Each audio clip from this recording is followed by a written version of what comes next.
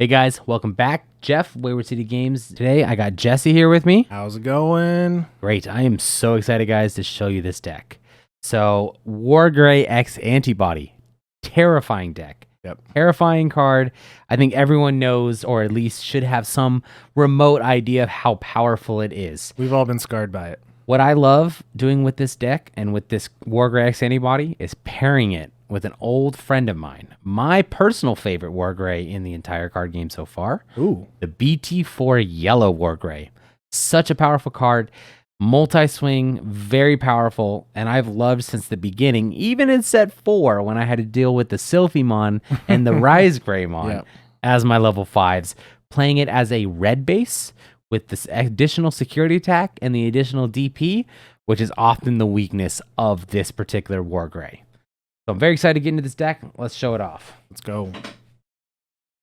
Okay. All right, guys, for this deck, I like to play 4 level 2s in this.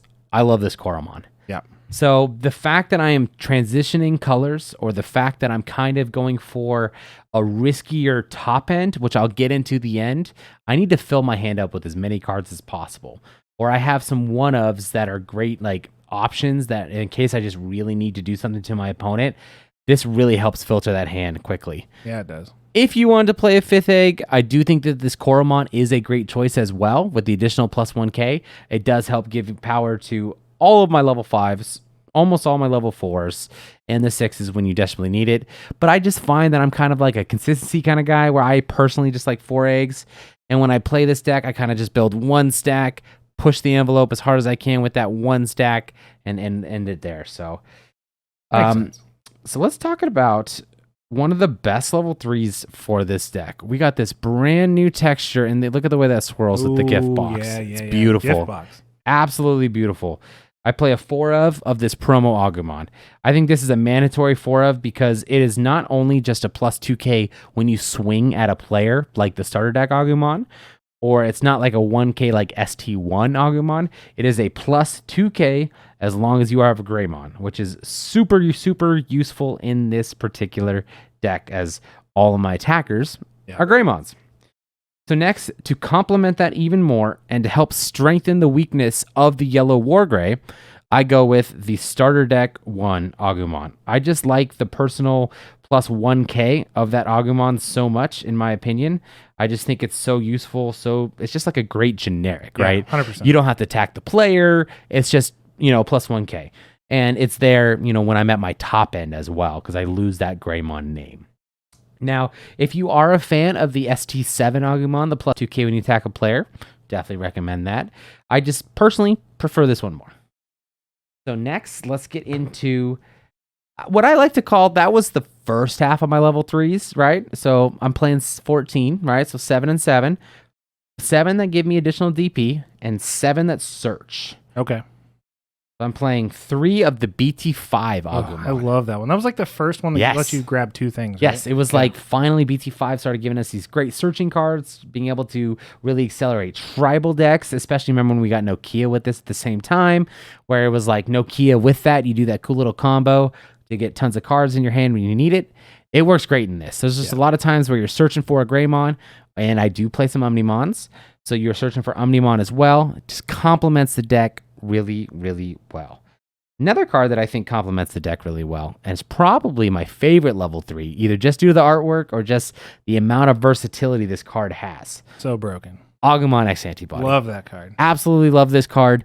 What I like about this too is with this deck, like I said, we need a lot of cards to make this deck work and function just extremely well, right? So what I do is I just build a ginormous stack, like I'm sure you've seen WarGray X-Antibodies play, right? Where they have this Agumon, then that Agumon, then a Greymon, the Greymon X, and it just keeps growing and drawing cards as it goes, Or if I have 3 memory with, my memory setter, I hard play for that for 3, and then Digivolve for 0. I've searched, the top 6 cards of my deck and possibly grabbed 4. Yeah. Obviously, 4s might be a little far-fetched. You're more likely to grab 2 to 3.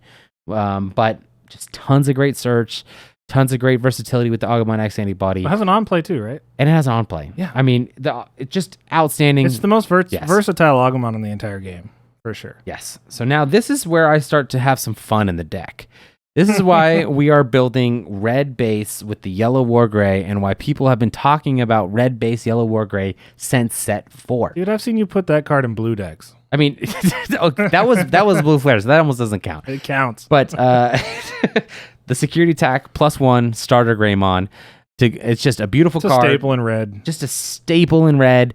And I really like it as a 4 of, because what I'm trying to do is I'm trying to build a very devastating stack where I'm multi-swinging with the yellow BT4 WarGray. That absolutely helps it out.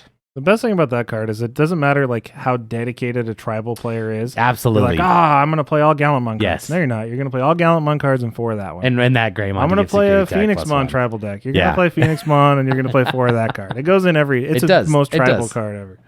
So my next level 4 in the deck is the BT5 from Greymon. You know I love that card. I do too, and I'm loving these little memorial altars for it too, so it's really nice. It's the second best artwork for that card. You think the red one's better, the all red event pack one? No, I'm talking about Evo Cup. Duh. Yeah, how could I forget that? I'm not made of that much money, guys. So Greymon, this is a great card. Digivolves for 1. It is important to note, it does not Digivolve for 1 on the WarGreymon X-Antibody. Had that come up in our testing, but it definitely does for that. But what I like about this particular Greymon, and why you could argue, like, for example, if you don't have these security attack +1 Greymons, but you want to run more of this, is that the Yellow WarGray does benefit from the additional +2K. It does. And so does my level 5s in the deck, because I play, like, for example, I'll just spoil a level 5. I play, like, WarGreymon, right? So giving that WarGray additional 2K, so you can swing with a 9, 10K body or whatever, not even factoring in those, depending on what it is. Like, it just does give so much versatility. So if you wanted to go down on that to 3 or 2 or whatever, that's fine. I just think the best use of this deck is to have that additional security, right? I always love playing that in like early tribal because you could play the Nokia and you Digivolve for free. Yes, really cool. Absolutely. My next level 4 in the deck is the WarGreymon X-Antibody. Speaking of Digivolving for free. Digivolving for free. So what... Just the growth of the game and the fact that we got these X-Antibody cards where now I can Digivolve for 0, for 0, for 2, for 0, and just create this ginormous stack, turn 1 in the raising area, depending on how much memory I get, or whatever happens, right? Being able to draw cards that much quicker. And it has a good inheritable. The best inheritable. One of the best inheritables of the game. When this Digimon is Greymon or Omnimon and an effect would delete or return its hand, you may trash 2 cards at the same level to prevent it. So very good for this deck, and I find that I have it really consistently because I'm not, breaking away from this, here, X-Antibody here, X-Antibody here, and even my 5s have that to support it. Yeah. So let's get on to our I have one more level 4 in the deck, and this is one that I've thought about going to a 2 of, a Goonimon. So almost perfect tribal in this deck. Aguni is just so versatile, so useful. I mean, I just have ways. It's a win con. It's a win con, right? Like, I draw so many cards where I'm on the fence about going to 2, right? And if I were to go to 2, I probably would take out one of these Greymons just to go to a second one because I personally love the security attack +1 so much. But I think I'm really happy with 11 level 4s in this deck, and I'm just going to leave it here because, it really is just that last push for game when I need it. And by then, I've drawn so many cards. Well, in a couple sets, you just put in one of the new Marcuses and punch him to death, right? You're right. Yeah. Let's get on to Marcus's partner, WarGreymon, since we were talking about it. I love that card. So. WarGreymon is so powerful, and is still such a great card, very strong, absolutely great in this deck. And what's nice is now that I'm creating these bigger stacks, I can Digiburst 2 more than once and play 2 Tamers. But more than likely, what I like to do with this is I like to be able to Digiburst the sources that have no inheritables. Yeah. Because unfortunately, my deck right now with the additional DP here, the security attack or DP or the inheritable here, I have a hard time letting go of those, right? And the WarGreymon's inheritable is really good, -2K when you have a Tamer in play. And it's nice because it's not a once per turn. Yep. So Yellow WarGray swings for, does -6. This does -2. Then you swing again, do another -2. You just did -10 on a body, assuming you lived right through that check and all that. But the WarGray pairs perfectly in this deck with a big, powerful WarGray X-Antibody. Yeah. This card is very good. He's a great almost backup attacker if you don't get your level 6s. I don't want to say the backup because we are playing 2 different level 6s that, complement and back each other up quite well.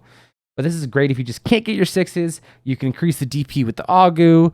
all sorts of, ways to get this WarGreymon It's remotely to work. beefy to kill some sixes that are lower DP. Yep. Yeah. And it's great because everything here you're seeing on the 4s and 5s besides this Aguni will trigger this Coral to draw a card when it swings. So you're really starting to get your hand just growing in cards, whether you're searching, whether it's X-Antibody pieces to build a bigger stack and raising for your actual big boss, right, that you're building. So the WarGray X-Antibody is just great too because when it digivolves, it plays a Tamer. Yep. So I've even had games where I digiburst 2, digivolve that for 1, and I've played 2 Tamers in a turn for free.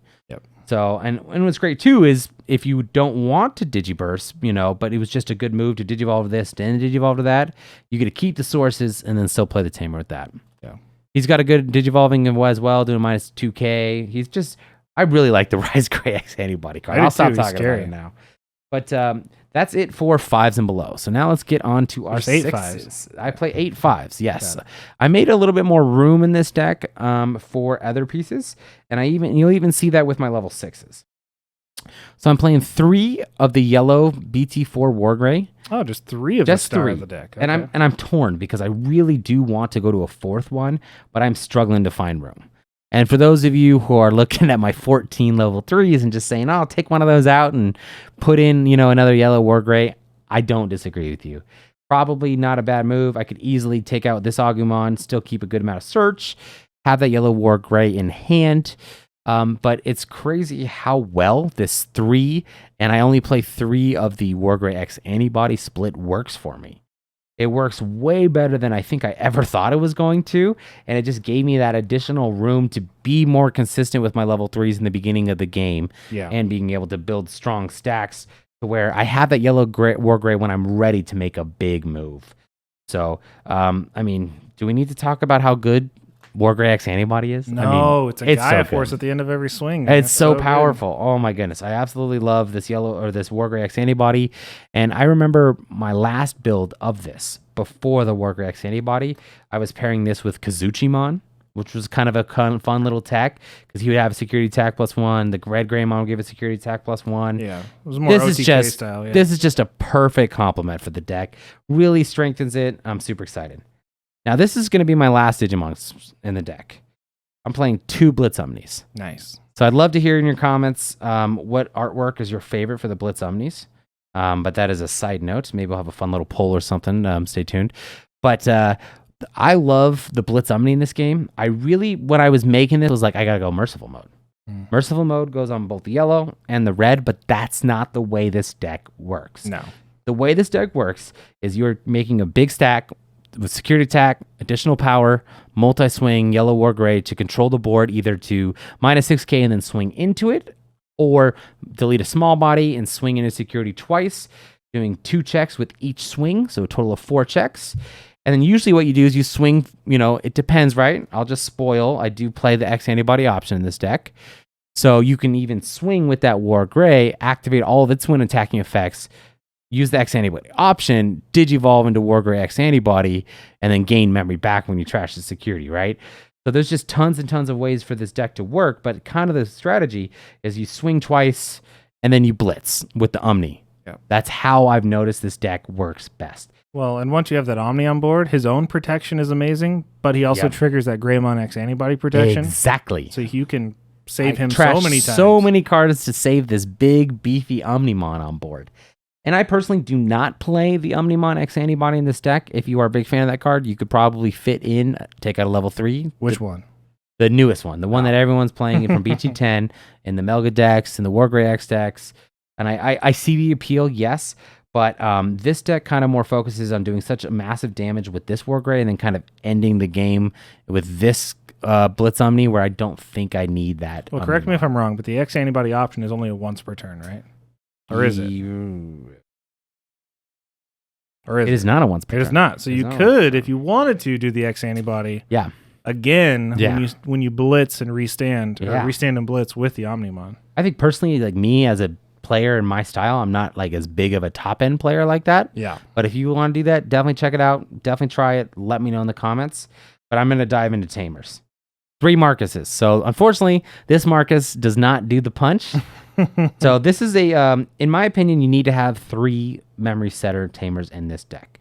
Being at 3 is very, very important because it's kind of easy to get set up to the 5, but you want to be able to make that push with the Yellow WarGray on the same turn, right? So having this 3 memory setter is very, very useful. If you're a big Hero fan, I've definitely been on the fence, and I still kind of am even between Hero and Marcus.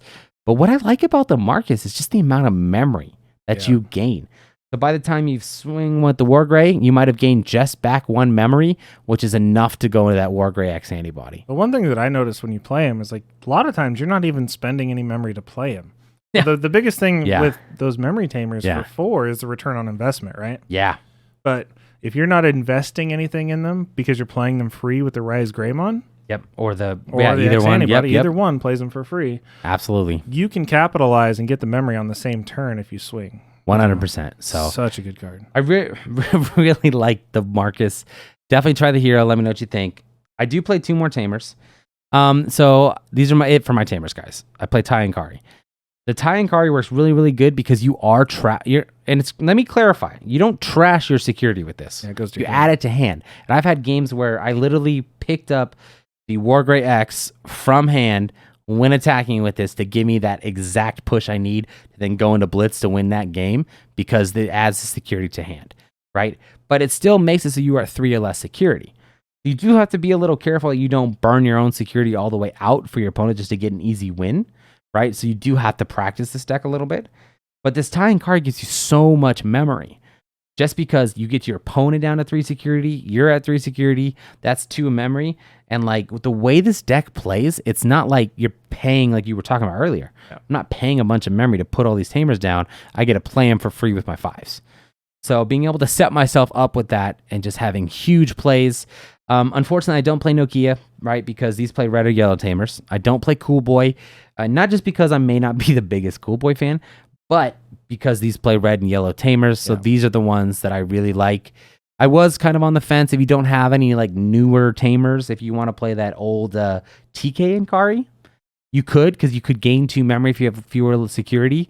But when you do make that big push, you clear out their security where you might have 1, they have 0, and then you lose that memory when you need it. Yeah. Whereas that's just a good, consistent, right? Much more consistent. Big fan of that, guys. Especially late game. Late game, both players usually are sitting around 3 security. And this is the deck that finally made me like X-Antibody more than... more than just people telling me to put it in decks and like it, right? X-Antibody has done me so much work in this deck. You could argue, again, to go to a 3 of. I think you guys are starting to see a pattern, kind of why room is so tight in this deck, because I do play maybe a little bit more Tamers than, a lot of things. But these X-Antibody option is so strong in this deck. Like I said, you can go from WarGray, swing into the WarGray for X for free, go from WarGray, swing into WarGray, whether it's either one of these, right? Or you can just go into like Agu, into a WarGreymon X. There's just so much versatility in this X-Antibody option that I very, very much like it. And it's been one of those cards where every time I get it, I'm happy I have it. And it almost feels like my brain's trying to tell me to go to 3, but maybe because it's working so good, I just need to stay at 2. And it's not bad in security either. No. I got 2 cards left in the deck, guys. More options. I'm playing a 1 of Sunrise Buster. Only 1, huh? So this was one of those things that even before the restriction, I do very much like this card.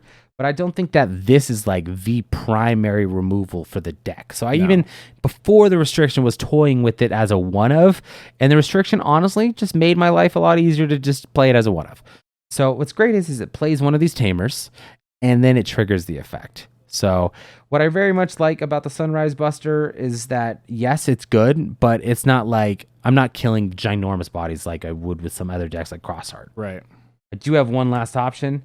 And that is just good, old, reliable, nice and faithful. Tried and true. Gaia Force. Absolutely love this card. You could very easily justify going to 2 Gaia Forces instead of a Sunrise, and I'm kind of on the fence about that myself. I just kind of like that, free Tamer play. I like the DP reduction, being able to get around Magna X, Armor Purge stuff, whatever the case may be, with that Sunrise Buster. So I'm kind of... I feel like those are kind of flavor spots, right? Yeah. As far as like what do you see in your locals, like you could play Atomic Megaloblaster, you could play Crimson Blaze. you could play a lot of different things in there. It all depends on what you're seeing a lot. This is how I'm playing the deck, guys. I very much like the Gaia Force, very much like the way this is laid out. The 5 Tamers has been feeling great, but not too clunky. Lots of ways to get full advantage of the Tamers. And again, what this deck does is it takes the weakness of the WarGray, the low DP, and maybe not being able to do 2 checks, and amplifies it, giving it extra DP, reducing the security Digimon's DP, giving an extra security attack, multiple swings, memory gain off the WarGray. This is just such a fun toolbox that is the perfect amount of aggression when you want it, removal when you need it, without having to go a completely different route than your main builds. And I very much hope you guys try this out and let me know what you think in the comments below. Yeah, Thanks. Check it out, guys.